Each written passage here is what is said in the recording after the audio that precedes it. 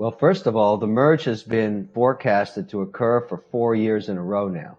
So for all the excitement, I'll believe it when I see it. There's a lot of people that are dissuaded from doing this in the Ethereum mining business, so they're not that excited about it. So you've got an inconsistent harmony occurring.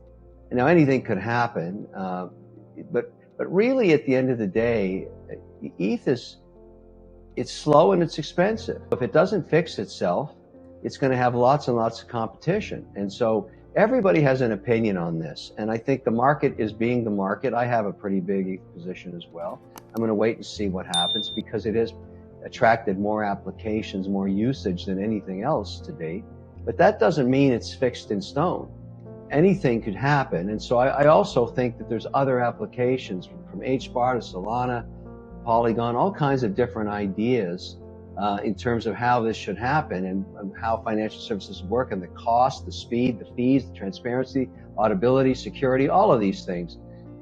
If you want exposure, have at least 7 or 8 positions on these projects because you just don't know. You can do it by order of market capitalization. That's easy to find out. But that doesn't mean you're right on doing that either. So diversification on this very nascent system, and whether it's where it all fits, and when people tell you, well, I know with certainty this particular level 2 is going to really work, they have no idea. It's the adoption by users of apps and applications on top of it, and payment systems and transparency and all the rest I mentioned that will eventually determine whether that platform is profitable or it isn't. At the end of the day, if it never makes any money, it's going to zero like every other business, and many will go to zero, and that too is okay. Kevin, real quick, you said many of these will go to zero. So do you picture this, let's say at the end of the decade, 2030, going from how many thousands of coins now to something in a ballpark of 300 or 400 that, a lot of these small ones will go by the wayside? Or is it something that this will continue to grow in the small micro cap, if you want to compare it to the stock market, will hang around? I think there'll always be, opportunistic token creation and trying to define it, whether you're playing a game or whether you're using it to buy something in the metaverse. There's so many different use cases being tabled, but in the end, when you look at most markets, what you find is it's the adoption of standardization that creates value. So if all of a sudden there's 10 stable coins that come to market for payment systems, my prediction would be that there'll only be 3 survivors 10 years later. And they'll be behemoths, they'll be very large, and they may have slightly different attributes.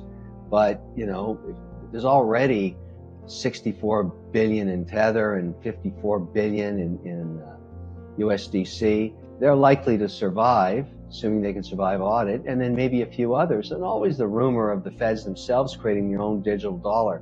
I'm very skeptical of that.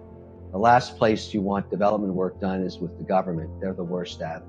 So I'd let the private sector figure that out and just the government provide regulation. But, everybody's speculating on this stuff from the context of an investor, not any one specific blow up. But over the last 90 days, we've had catastrophic failure in all kinds of different business models, from stablecoin to platforms that do lending.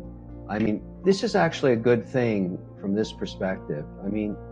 What's occurring here is the experimental business models, or what I would call, without showing any disrespect when I say this, but just idiot management teams that have never had any experience with leverage, because leverage has destroyed platforms long before crypto, whether it was stocks or bonds or real estate. If you don't understand what you're doing with leverage, you get wiped out, and you should get wiped out.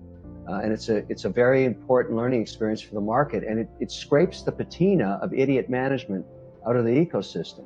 And it leaves the remaining companies much stronger. And that's the important part when a Luna gets wiped out, an algorithmic stablecoin.